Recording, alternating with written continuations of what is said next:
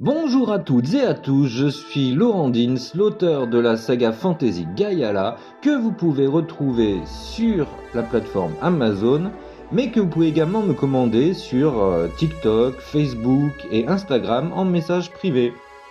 Je suis extrêmement content de vous retrouver pour ce nouvel épisode de podcast. Dans ce nouvel épisode de Autour de nous, nous allons explorer un sujet hypothétique, mais qui mérite la réflexion. Moi, depuis tout jeune, je suis hyper fan de Star Trek. Mais quand je dis Star Trek, c'est pas seulement Star Trek, la série originale, c'est toutes les séries, parce qu'elles ont toujours cet avantage de nous apprendre quelque chose, de nous faire imaginer de nouvelles choses, de nouvelles possibilités quant à notre futur. Et pendant que j'étais en train de regarder ce nouvel épisode de la nouvelle série Star Trek qui s'appelle Starfleet, et bien du coup je me suis posé une question, ça m'a donné matière à réfléchir et je me suis dit tiens, c'est sur ça que va traiter mon nouveau podcast. Donc, et si créer une école Starfleet était une solution pour sauver notre avenir? Et si pour une fois on arrêtait de chercher des solutions rapides à des problèmes complexes? Si on cessait d'empiler des réformes superficielles, des outils technologiques mal compris et des discours rassurants? Pour poser enfin une question fondamentale, mais absolument nécessaire. Quel type d'être humain sommes-nous en train de former et surtout, pour quel type de monde? Parce que le contraste est brutal, même s'il est souvent maquillé sous des mots polis. Nous vivons dans une civilisation ultra compétente techniquement, extraordinairement connectée, capable d'exploits scientifiques vertigineux, mais profondément immature dans sa manière de gérer le pouvoir, le savoir, le conflit et la responsabilité collective, comme si notre intelligence avait grandi plus vite que notre sagesse, laissant un déséquilibre dangereux entre ce que nous savons faire et ce que nous sommes capables d'assumer. C'est là que l'idée d'une école Starfleet, non pas comme une fantaisie de science-fiction, mais comme un modèle éducatif et éthique, commence à prendre une dimension étonnamment sérieuse. Si l'on observe attentivement ce que représente Starfleet dans l'imaginaire collectif, on réalise qu'il ne s'agit pas d'une organisation militaire classique, ni d'un simple centre de formation scientifique, mais d'un système éducatif global, où l'on n'enseigne jamais une compétence sans lui associer une réflexion morale, où la connaissance n'est jamais séparée de ses conséquences, et où chaque individu est formé non pas à briller seul, mais à agir au sein d'un collectif dont il comprend la fragilité et la complexité.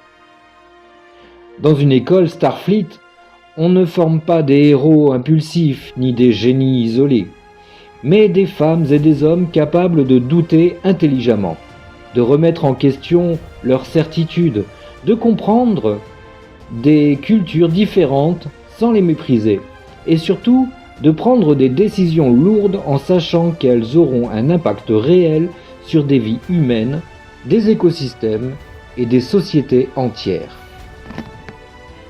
Aujourd'hui, nos systèmes éducatifs, excellents à produire des spécialistes, mais ils échouent tragiquement à former des consciences capables de relier les points, de penser en système, de mesurer le long terme et d'assumer le point moral de leurs choix, comme si l'on confiait des armes sophistiquées à des enfants brillants mais émotionnellement immatures. Une école Starfleet dans notre monde serait précisément l'inverse de cette logique fragmentée.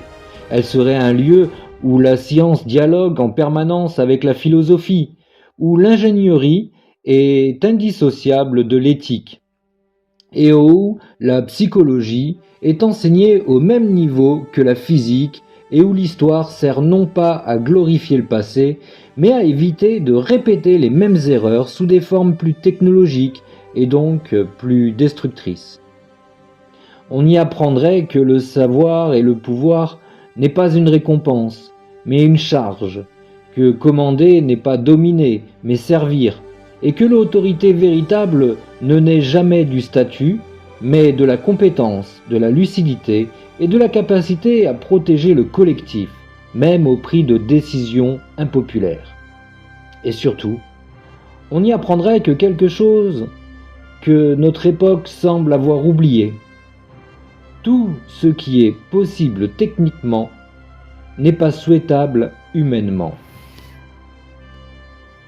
Car le cœur du problème contemporain n'est pas le manque d'innovation, mais l'absence de cadre humain solide pour la canaliser.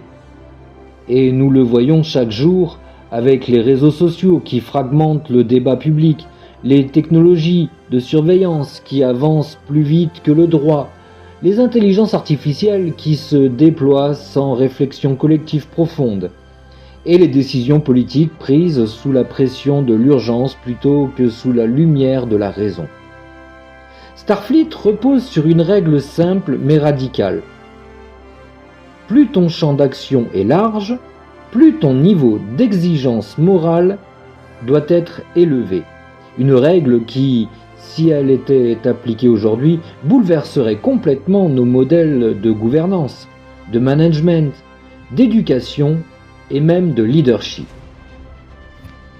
Créer une école Starfleet aujourd'hui ne servirait pas à préparer l'humanité à conquérir les étoiles, mais à éviter qu'elle ne s'autodétruise avant même d'en être digne. En formant des individus capables de coopérer plutôt que de dominer, de compréhension plutôt que de simplification brutale, et de responsabilité plutôt que de rechercher le pouvoir. Ce serait une école où l'on apprendrait à gérer les conflits avant qu'ils ne deviennent des guerres, à écouter avant de juger, à ralentir avant de décider, et à reconnaître que dire « je ne sais pas » est souvent le premier acte d'une intelligence véritable. Alors la question finale n'est pas de savoir si une telle école est réaliste, rentable ou politiquement acceptable à court terme, mais si nous pouvons encore nous permettre de former des générations entières sans leur donner les outils moraux, intellectuels et émotionnels nécessaires pour gérer un monde devenu infiniment plus complexe que ceux de leurs ancêtres. Parce qu'un monde dirigé par des individus brillants mais mal formés humainement n'est pas une dystopie futuriste, c'est notre présent. Et peut-être au fond, l'école Starfleet n'est pas une utopie, mais un miroir tendu à notre époque, nous demandant si nous avons enfin le courage d'enseigner non seulement comment faire, mais surtout comment être. Imaginons un instant que nous souhaitions réellement quitter le système éducatif traditionnel pour créer une nouvelle école qui nous emmènerait plus loin. Comment s'y prendrait-on ? L'école traditionnelle fonctionne sur une logique de contenu. Programme, matière, heures, examen, validation. Une école Starfleet fonctionne sur une logique de mission. Un problème réel, complexe, sans réponse unique, qui oblige à mobiliser plusieurs disciplines, plusieurs points de vue et surtout une prise de décision argumentée. La première bascule n'est donc pas pédagogique, elle est conceptuelle. On n'enseigne plus quoi penser, mais comment agir intelligemment dans l'incertitude.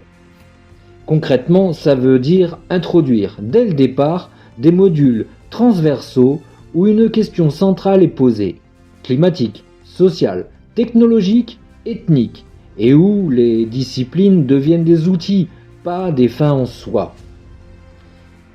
Transformer le rôle du professeur de détenteur du savoir à officier formateur. Dans Starfleet, un formateur n'est jamais juste un expert, c'est un référent de posture. Aujourd'hui, beaucoup d'enseignants sont coincés dans un rôle impossible. Ils doivent transmettre, évaluer, gérer, discipliner, tout en restant neutres émotionnellement, ce qui est humainement intenable. La transition passe par un changement clair de fonction. le professeur devient un officier formateur, c'est-à-dire quelqu'un qui transmet un savoir situé, accompagne la réflexion critique, observe les dynamiques humaines, évalue la capacité à coopérer, décider et assumer.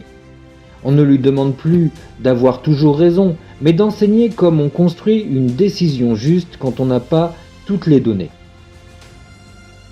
Réintégrer l'ethnique comme discipline structurante, pas comme option décorative. L'un des basculements majeurs vers Starfleet, c'est l'arrêt total de l'éthique comme cours à part, souvent marginal, souvent théorique, souvent oublié même. Dans un modèle Starfleet, chaque décision est évaluée sur 3 axes simultanément. Est-ce techniquement cohérent? Est-ce humainement acceptable? Et quelles sont les conséquences à court, moyen et long terme? Cela implique que l'éthique soit intégrée dans chaque matière, dans chaque projet, dans chaque évaluation, jusqu'à devenir un réflexe intellectuel, pas une morale imposée. On ne dit pas c'est bien ou c'est mal, on apprend à argumenter la responsabilité. Et si on remplaçait l'évaluation sanction par l'évaluation responsabilité? L'examen classique mesure la restitution. Starfleet mesure la capacité à tenir une position dans la durée. La transition se fait en introduisant des évaluations où l'élève doit expliquer son raisonnement, défendre un choix, reconnaître une erreur et ajuster une décision après feedback. Autrement dit, on évalue moins les résultats que la maturité du processus. C'est ici que beaucoup de systèmes bloquent, parce que cela demande du temps, de la formation et surtout un changement culturel profond. Accepter que l'échec soit une donnée pédagogique, pas une faute morale. Introduire une hiérarchie fonctionnelle, mais pas autoritaire. Starfleet n'est pas égalitariste au sens naïf du terme. C'est là que c'est subtil. Il y a une hiérarchie, mais elle repose sur la compétence démontrée, la capacité à protéger le collectif, la lucidité sous pression. Dans une école en transition, cela peut se traduire par des rôles temporaires. Coordinateur, médiateur, analyste, responsable de décision, rôle qui tourne, s'évalue, se discute. On apprend ainsi une chose essentielle que l'école classique évite. Le pouvoir existe toujours, la question est de savoir qui l'exerce et comment. Donc, passer d'une école qui prépare à un métier à une école qui prépare à l'imprévisible, c'est peut-être ça la solution. Le monde pour lequel on forme les élèves aujourd'hui n'existera plus dans 10 ans.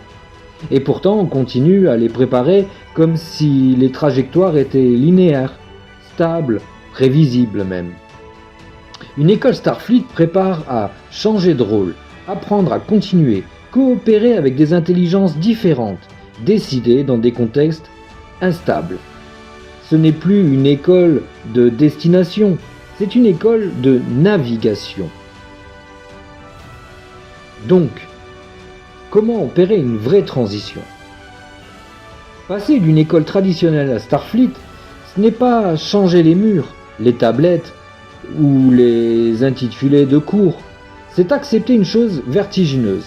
Former des individus capables de responsabilité réelle implique de leur faire confiance plutôt de leur donner du pouvoir progressif ou de les accompagner au lieu de les contrôler. C'est un vrai risque et c'est un pari risqué. Mais continuer comme aujourd'hui est un risque bien plus grand. Parce que l'école que nous construisons aujourd'hui fabrique le monde qui nous gouvernera demain. Et la question n'est plus: peut-on se permettre une école Starfleet? Mais peut-on survivre sans elle?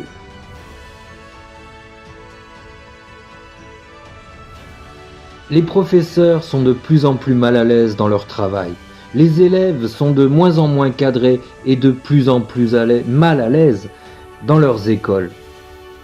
Alors, je vous pose la question, Ne serait-ce vraiment pas le moment de créer quelque chose de nouveau? Commentez, likez et partagez, cela aide à la visibilité et puis ça m'aidera à améliorer mes podcasts et à savoir ce que vous pensez. C'était Laurent Dins, l'auteur de la saga fantasy Gaiala, et j'ai été extrêmement heureux de vous présenter ce nouveau podcast. Je vous souhaite une très belle journée et je vous dis à très vite.